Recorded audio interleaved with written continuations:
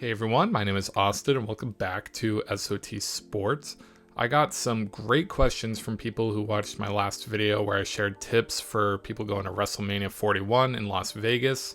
I wrote some replies in the comments of that video, but I figured I could go into a little more depth in this video as we inch closer to the show itself.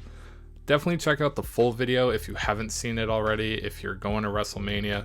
But in the meantime, thank you to those who commented with these questions that I'm going to show in this video, and let's dive into some answers. So the first question relates to me going to WrestleMania 40 in Philadelphia. It asks, did you find yourself watching the screens most of the time, or did you watch the people in the ring more? I find I'd probably just end up watching the screen, and with that, I'd just watch at home for $9.99.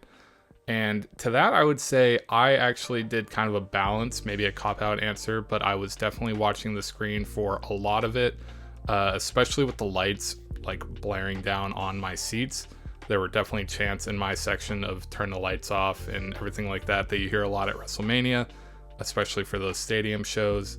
But I also did try and consciously watch the people in the ring in big moments where I knew I wanted to remember where I was when Cody Rhodes was pinning Roman Reigns, or if John Cena and The Rock are having a stare down. It's kind of cool to have that real life memory rather than just staring up at a screen.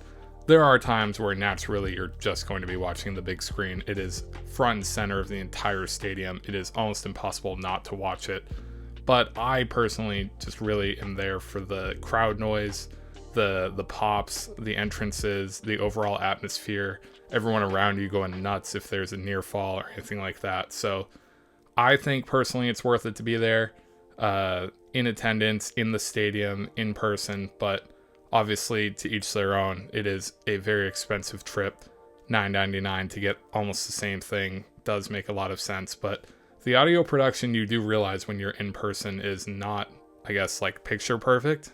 Maybe not picture perfect as the term because it's audio, but it is not squeaky clean. You definitely get more of the effect if you're there in person. The pops kind of ring out through the arena more rather than you're banking on what camera is picking up the mic if you're watching on TV. So kind of a cop-out answer. It's kind of hit or miss depending on what's going on during the show, but definitely watching the screens sometime and watching what's in the ring other times. The next question is, besides going to Mania and NXT, what would you recommend doing if I'm getting there Friday night? So assuming that means you wouldn't be able to go to SmackDown and the Hall of Fame just based on when you might be getting into Las Vegas. Obviously time zones are a little bit different, but I would definitely check out, there's a ton of stuff I mentioned in my last video, whether there's conventions, autograph signings. A lot of people do, the podcast recordings live in certain venues around Las Vegas, especially with different casinos and all that, different spaces to take advantage of. I would just poke around to explore. There's a ton of indie shows that will be end up happening around that time. There's a ton of live shows for some of your favorite wrestlers, both past and present, from different companies that you'll want to go see. And there's a ton of different meetups that I see. A lot of things that I end up finding, and I highly recommend it, are in Facebook groups for WrestleMania 41 goers, attendees.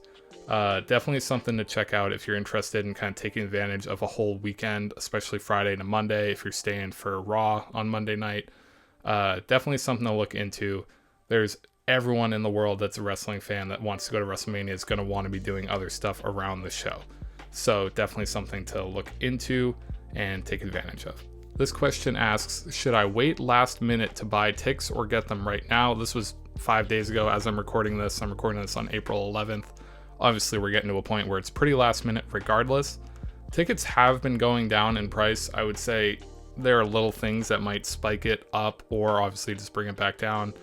Very seemingly small thing in the grand scheme of things, but for someone like myself could make a difference. Is something like the Randy Orton-Kevin Owens match getting canceled. Obviously, Randy Orton is one of those big names. He's one of my favorites of all time. Could be one of his last WrestleManias. That is a big selling point for WWE. That hurts them in a way that maybe their ticket prices for a Saturday night might go down or a Sunday night might go down individually, as well as 2-day passes overall for someone that wants to go for the whole weekend. But ticket prices have definitely been dropping more, I would say, for this year than last year as it gets closer to the event. I believe if I've, processed this correctly, It will spike up a little bit more as it gets closer to the event, and then maybe obviously if you're an hour or two away from the event, people will just be trying to get anything for their seats. So it depends on what you're classifying as last minute. If you're saying last minute as, yeah, let's wait until, we're waiting in line at the venue and just buy something on SeatGeek real quick, have at it, do whatever's most comfortable for you. I myself would feel better if I had tickets actually even before I'm flying out there or driving out there. I like knowing where I'm going to sit, kind of prep accordingly for what you might need to be doing, either getting into the show, getting out of the show, what you're doing while the show is going on. It helps me personally, but I do know a lot of people that try and do the last minute approach. I've done it before of wait until an hour before a show, get a sweet deal on lower level seats for much cheaper than you'd be paying in February or March for WrestleMania. So to each their own. I leave it up to you. I'm not going to sit there and recommend let's wait until, 6:55 p.m. Eastern time to buy your tickets for WrestleMania. But if you can get a sweet deal, go for it.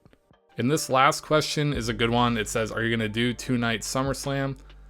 This is kind of a twofold question because in the replies to this comment, they also asked if I was going to do a video for 2-night SummerSlam. I am planning on going to 2-night SummerSlam. It's in New Jersey this year. First 2-night SummerSlam in the history of the show, which will be very cool. It is the 20-year anniversary of the first WWE pay-per-view I ever watched. So I am planning on being there. A little bit of an easier trip for me as an East Coaster. Same type of thing with Philadelphia for WrestleMania 40. So same type of trip. I'm very excited for it. I will definitely be doing videos around it, both prepping for the event, being at the event itself, any post-event type coverage.